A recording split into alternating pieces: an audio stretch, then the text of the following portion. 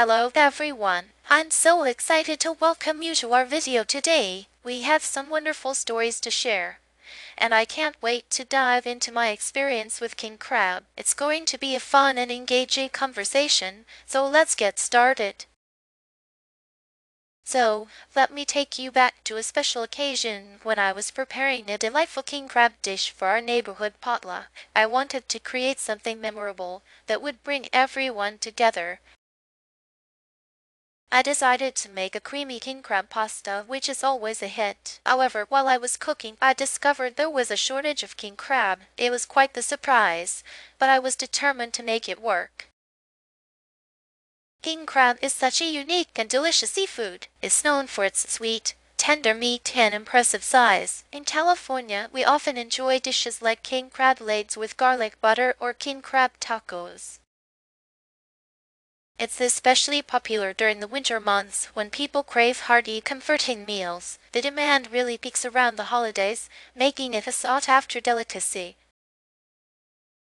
When I realized I couldn't find king crab, I had to think outside the box. Instead of simply substituting it with another seafood, I decided to create a new dish altogether. I used a combination of shrimp and scallops, adding a rich cream sauce and fresh herbs. The result was a delightful seafood pasta that everyone loved. I was thrilled to see how well it was received at the potluck. That sounds amazing. Sarah, I love how you turned a challenge into an opportunity. What inspired you to choose that specific dish for the potluck? Thank you, Emily. I wanted to create something that would showcase the flavors of the sea while being comforting and satisfying for everyone.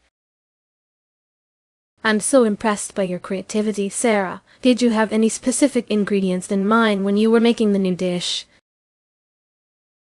Yes, I focused on using fresh herbs and a rich cream sauce to elevate the flavors of the shrimp and scallops. I love that you embraced the challenge, Sarah. How did your neighbors react to the new dish? They were pleasantly surprised and really enjoyed the flavors. It was wonderful to see everyone coming together over good food. That's fantastic, Sarah. I'm curious, did you have any leftovers from the potluck? We did have a little bit left, and my family enjoyed it for dinner the next day. I'd like to start by discussing the freshness of king crab. When I buy it, I always look for crabs that are still alive or have been freshly cooked. In Florida, I often use king crab for my seafood boils. It's essential to ensure the crab is fresh to maintain its sweet flavor. If it's not fresh, it can lose that delightful taste we all love. I completely agree with you, Maya. I think the next important criterion is the size of the king crab. I usually buy larger crabs for my family gatherings in New York, especially when I'm making king crab legs. The larger the crab, the more meat you get, which is perfect for sharing. Just be cautious that some sellers may try to pass off smaller crabs as larger ones. That's a great point, Chloe. I'd like to add that sustainability is crucial when purchasing king crab. I always check for certifications that ensure the crab is sourced responsibly. In Texas, I use king crab for my special family dinners, and I want to make sure I'm supporting sustainable practices. It's important to be mindful of the impact on our oceans. Absolutely, Jennifer. I like to emphasize the importance of the source. I usually buy king crab from local fisheries in Washington, where I know they follow sustainable practices. It's essential to know where your food comes from, especially when preparing dishes for friends and family. Always ask questions to ensure you're making the best choice. Those are all excellent points, ladies. I'd like to add that the price is also a significant consideration. King crab can be quite expensive, especially during peak season. I usually buy it during the off-season when prices are lower, and I use it for special occasions. Just be wary of deals that seem too good to be true, as they may indicate lower quality. If you're looking for alternatives to king crab, I often use lobster in my dishes. It has a similar sweetness and texture, making it a great substitute. In New York, I love making lobster rolls, and while it's not quite the same, it still offers a delicious seafood experience.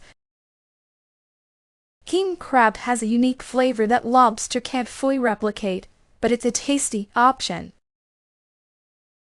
I agree, Chloe. In Florida, I sometimes use stone crab as an alternative. It has a sweet, tender meat, but it's not as rich as king crab. I love making stone crab claws with mustard sauce. While it's a great alternative, king crab definitely has that luxurious feel that stone crab lacks.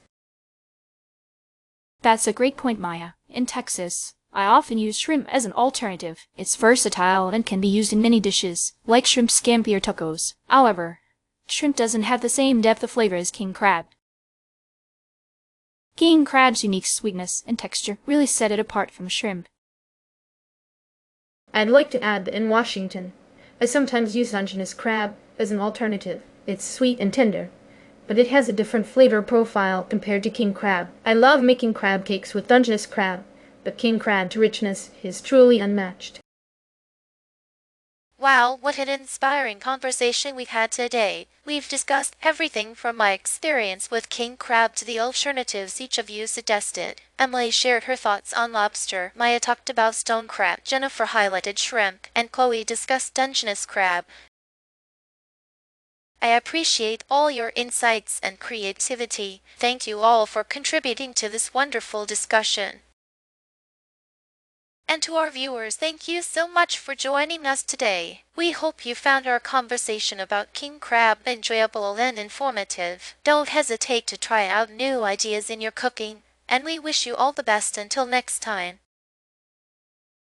Happy cooking!